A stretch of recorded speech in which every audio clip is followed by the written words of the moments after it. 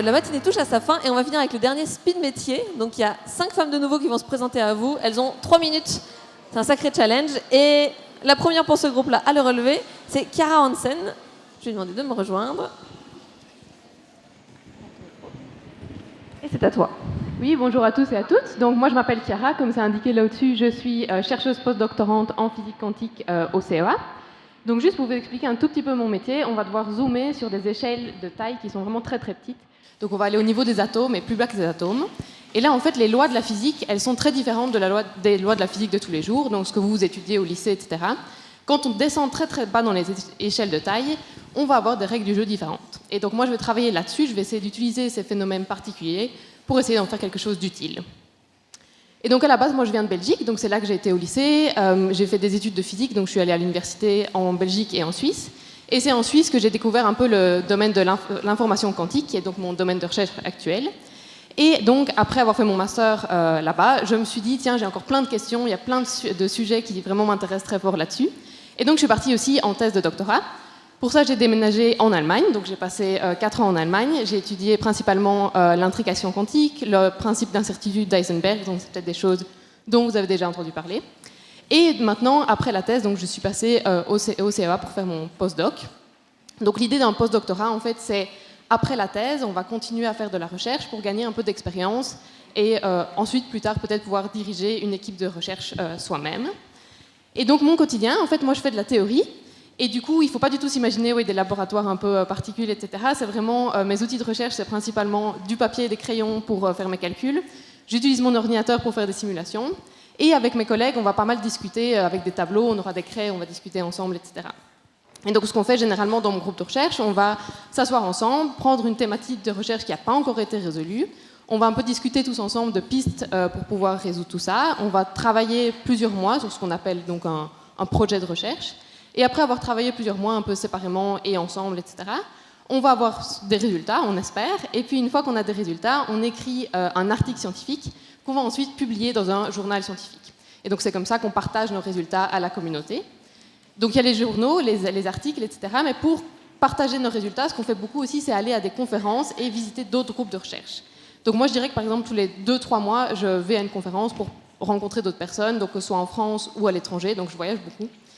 Et ça, c'est aussi un côté qui a été mentionné tout à l'heure, mais la recherche scientifique, c'est un côté très social aussi. Il faut rencontrer des gens, discuter dans les pauses café, essayer de créer des connexions pour avoir des collaborations entre chercheurs et chercheuses, etc.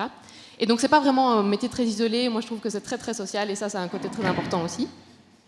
Et donc ça, c'est principalement mon quotidien.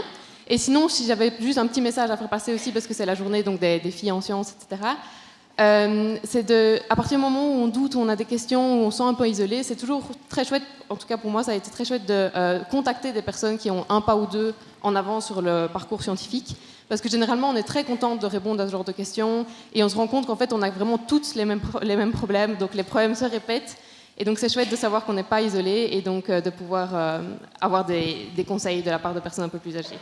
Voilà. Merci beaucoup Chiara. Je vais te garder le micro. Merci. Et on accueille Anne Dauzière. Je vous en prie. Bonjour à toutes et à tous. Donc moi je suis Anne, je suis la directrice de programme de Viginature. Viginature, c'est un programme de sciences participatives qui propose à toutes les citoyennes et les citoyens qui le souhaitent de contribuer à la recherche scientifique en observant la biodiversité. Alors on a aujourd'hui une vingtaine de programmes de suivi de différentes plantes, animaux auxquels peuvent contribuer les citoyennes et citoyens et qui vont servir d'une part à faire avancer la science et à essayer de comprendre comment est-ce que les activités humaines impactent la biodiversité, mais aussi à faire connaître la biodiversité et à sensibiliser à sa protection.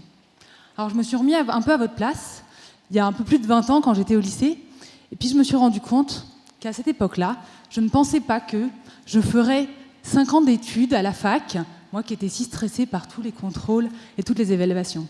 Je ne pensais pas que je continuerais par une thèse en écologie, que j'étudierais des écureuils dans leur milieu naturel, que je les capturerais, que je leur mettrais des colliers émetteurs, comme j'avais pu voir dans des documentaires scientifiques. Je ne pensais pas que j'irais dans des conférences scientifiques, parfois à l'étranger, parfois en anglais, parfois devant beaucoup de monde, comme ici, et que j'aimerais ça, moi qui détestais prendre la parole et faire des exposés en cours.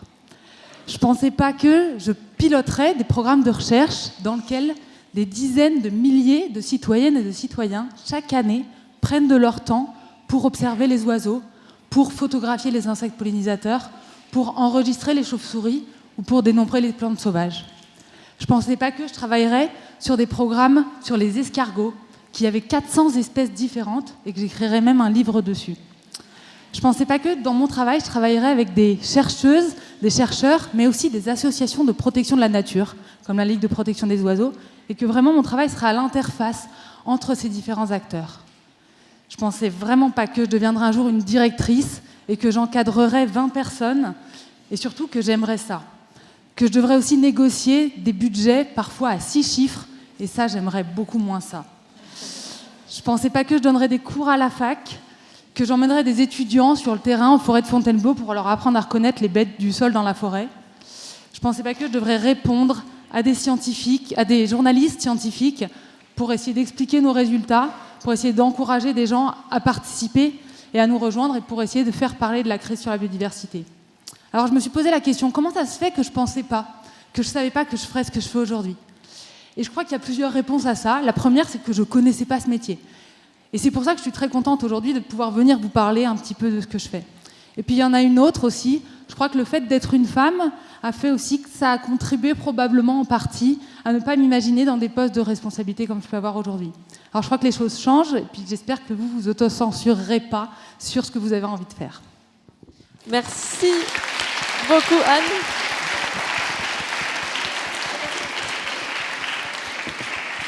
Et on a le plaisir de recevoir maintenant Marie Caseroni.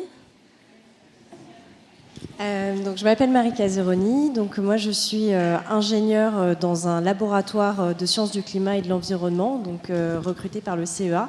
J'ai un parcours, un métier peut-être un petit peu différent, même s'il y a beaucoup de choses qui vont faire écho à ce qui a été dit avant. Donc, quand j'étais au lycée, moi, j'étais aussi un petit peu perdue et ouverte en même temps sur quoi faire plus tard. J'aimais bien faire un petit peu toutes les matières. Bon, on m'a quand même orientée plutôt vers la filière scientifique en me disant ça t'ouvrira un petit peu plus de portes. J'y suis allée, même si j'avais quelques regrets de ne pas avoir fait du littéraire. Et puis après, c'était toujours la même interrogation, quoi faire ? C'est difficile de choisir, c'est difficile de choisir une filière, alors que peut-être qu'on regrettera plus tard et qu'on avait envie de faire autre chose. Donc finalement, j'ai fait une école d'ingénieur, toujours avec cette promesse qu'on me faisait que ça m'ouvrirait plein de portes, et j'espérais que c'était vrai. Et donc, au cours de mes études, je me suis aussi très rapidement vraiment intéressée à tout ce qui touche aux problématiques environnementales. Voilà, il y a 15 ans, les défis étaient déjà là, aujourd'hui, ils le sont encore plus. Et donc, j'ai décidé de travailler sur l'aménagement de nos territoires, les sujets liés au climat, à l'environnement. Et après ce diplôme d'ingénieur, j'ai d'abord travaillé dans des bureaux d'études où on travaillait à la fois pour le ministère, pour les collectivités, pour les entreprises, pour les conseiller sur ces sujets-là. Et puis ensuite, j'ai rejoint une ONG de protection de l'environnement pour continuer toujours sur les sujets liés au climat et puis à la protection de l'environnement. Et je me suis rendu compte qu'en fait, derrière tout ça, les connaissances scientifiques étaient primordiales. Pour moi, c'était vraiment très important que tout ce qui était développé avec ces différents acteurs de la société se base avant et pour tout sur la science et que ça soit correctement pris en compte. Et donc, j'ai eu envie de rejoindre du coup le monde de la recherche et de mettre un pied dans un laboratoire de recherche pour travailler en fait au plus près de celles et ceux qui font ces connaissances scientifiques et de les aider aussi à diffuser ces connaissances scientifiques vers d'autres acteurs de la société. Et je pense qu'aujourd'hui, c'est aussi encore plus vital face à tout ce qu'on peut observer sur le déni par rapport aux connaissances scientifiques. Et donc aujourd'hui, mon métier, c'est chef de projet dans un laboratoire de recherche. En fait, je travaille aux côtés de chercheurs et d'ingénieurs sur des gros projets de recherche, soit internationaux, soit français, qui permettent du coup aux chercheurs de dégager du temps de travail pour faire de la science. Et moi, je fais toutes les autres choses à côté dont ils ont besoin. Donc vraiment du management, de l'organisation de conférences, d'événements, de leurs réunions. Je fais beaucoup de communication et de vulgarisation scientifique. Je m'occupe de la gestion des budgets, des recrutements. Donc c'est un métier qui est très varié. Et ce qui est super chouette, c'est que moi qui suis curieuse, du coup, je suis aux côtés de personnes qui travaillent sur des sujets de recherche passionnants. Par exemple, ces dernières années, j'ai travaillé avec des chercheurs qui étudient la glace en Antarctique pour comprendre comment le climat a changé dans le passé. Et avec ces chercheurs-là et ces chercheuses, on a développé plein de choses, par exemple pour les scolaires et le grand public, des petites pièces de théâtre, des petites séries vidéo. On a développé des ateliers avec le Palais de la Découverte pour faire comprendre vraiment à quoi ça sert d'étudier la glace en Antarctique, la très vieille glace, qu'est-ce qu'elle peut nous dire. Et aujourd'hui, je travaille avec des personnes qui font plutôt de l'informatique, qui modélisent la manière dont notre climat évolue et qui regardent surtout comment, à partir de ces données, on peut définir des stratégies pour s'adapter au changement climatique qui est déjà là et face auquel il faut qu'on continue de s'adapter. Et donc voilà, c'est des sujets de recherche qui sont passionnants. J'ai un métier où aucune journée se ressemble et je ne m'ennuie pas. Et donc je suis vraiment très contente d'être à la place à laquelle je suis aujourd'hui. Merci Marie. Et on a le plaisir d'accueillir Isabelle qui nous rejoint.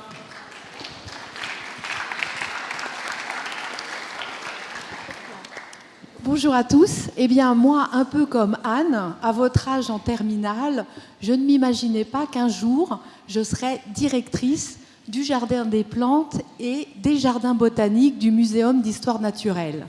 Par contre, à 10 ans, je savais que j'aimais la nature, j'adorais me balader en forêt. Ce que j'aimais aussi, c'était faire des bouquets de fleurs et organiser des goûters d'anniversaire. Donc j'étais attirée par les sciences, donc j'ai fait un bac plutôt scientifique et à l'issue de ce bac, j'ai fait un master 2 en sciences naturelles.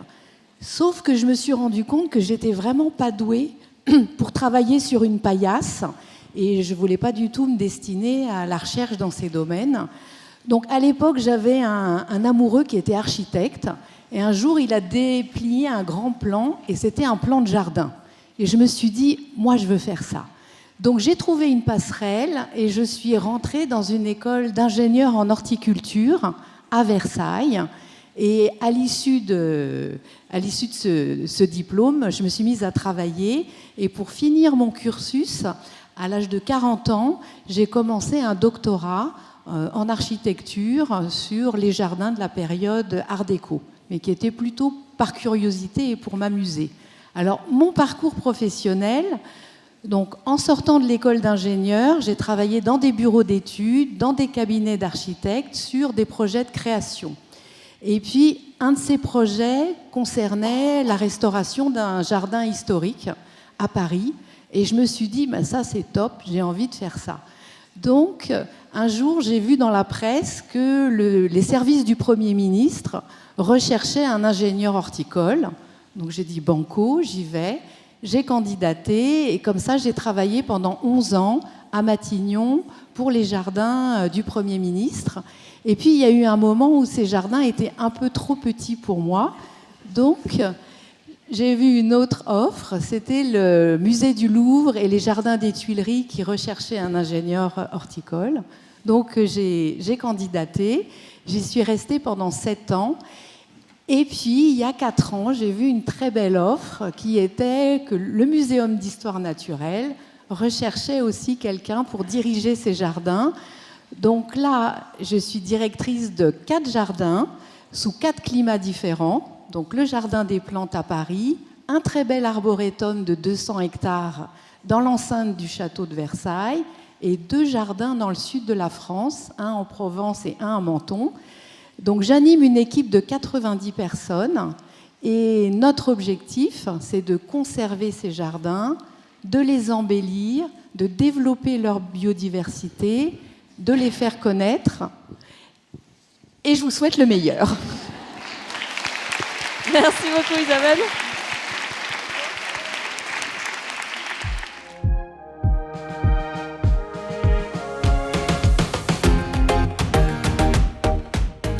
Donc c'était une école d'ingénieurs en horticulture et du coup il y avait une partie horticulture, floriculture. Donc, horticulture, c'est l'agriculture des fleurs ? Voilà, l'horticulture c'est l'agriculture des fleurs, c'est la bonne définition.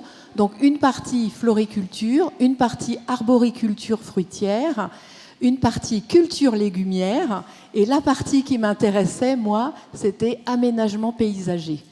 Donc voilà, ça a été ça mes années d'études d'ingénieur.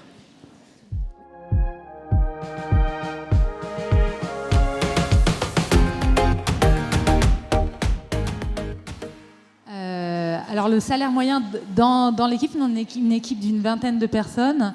Ça varie un peu. Je dirais que les personnes qui commencent, elles sont un petit peu au-dessus de 2 000 €, pas beaucoup plus. Et puis après, ça monte pas très très haut. Alors, on est une équipe ingénieur. Moi, je gagne un peu plus de 3 000 €. Et après, on travaille avec des chercheurs aussi qui travaillent sur nos projets. Ceux qui sont plus âgés gagnent plus que ça. Ça peut monter à 4, 5, 6 000 €.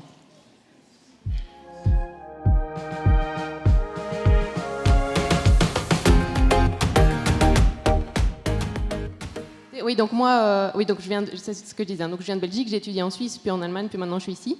Je suis ici pour 2-3 ans, et puis après je ne sais pas du tout où je serai. Donc, je suis vraiment, donc comme je suis en post-doctorat, donc après la thèse, je bouge encore beaucoup parce que j'ai pas encore vraiment trouvé de job permanent. Et aussi dans la recherche, en effet, on bouge pour aller à des conférences, etc. Moi, j'ai fait par exemple 3 mois en Chine, à Pékin, pendant ma thèse, où j'ai rejoint un groupe de recherche là-bas, et donc j'ai travaillé, etc. Donc on bouge beaucoup. Maintenant, c'est aussi un peu une question de personnalité et de volonté. Je pense que ça dépend un peu. Il y a des gens qui ont envie de plus bouger, moins bouger. Donc ça dépend un peu de plein de choses. Comme disait Chiara, effectivement, la recherche est aussi très internationale dans le sens où les sujets qu'on étudie ici sont aussi étudiés dans d'autres pays. En fait, c'est très collaboratif. On collabore beaucoup avec des personnes qui sont basées dans d'autres pays, dans d'autres laboratoires. Moi, avant, je m'occupais d'un projet européen. Donc, en fait, ces 4 dernières années, je travaillais en anglais tous les jours, même si j'étais basée dans un laboratoire en région parisienne. Et au sein des projets, ce qui est aussi très, très chouette, c'est qu'on a des gens qui viennent des 4 coins du monde. Donc, c'est aussi très riche en termes de culture, de diversité de pratiques de travail. Et effectivement, il y a pas mal de conférences qui ont lieu à des endroits différents. Donc, ponctuellement, on est amené à se déplacer dans d'autres pays, à d'autres endroits pour rencontrer toute la communauté qui est vraiment à l'échelle internationale. Et donc, est-ce qu'il faut savoir très bien parler anglais ou ça aussi, on peut un peu l'apprendre sur le tas? Chacun a un niveau d'anglais un peu différent, mais on arrive toujours à se comprendre. Je pense que c'est ce qui compte. Merci. Est-ce que tu voulais compléter, Anne? Moi, c'était juste un petit complément sur les missions scientifiques aussi qu'on peut être amené à faire pour aller observer. Alors moi, par exemple, j'ai participé à une mission pour aller équiper des oiseaux en Polynésie de balises pour pouvoir étudier leur migration et suivre leur migration. Donc ça peut être aussi, en fonction de la thématique qu'on choisit, on peut être amené à aller se déplacer ailleurs sur la planète pour faire du terrain. Une petite dernière, et même dans les jardins, on voyage. Donc du coup, moi je représente les jardins à l'international. Donc récemment, je suis allée à Vienne et à Singapour pour expliquer comment dans nos beaux jardins, on favorisait la biodiversité. Incroyable.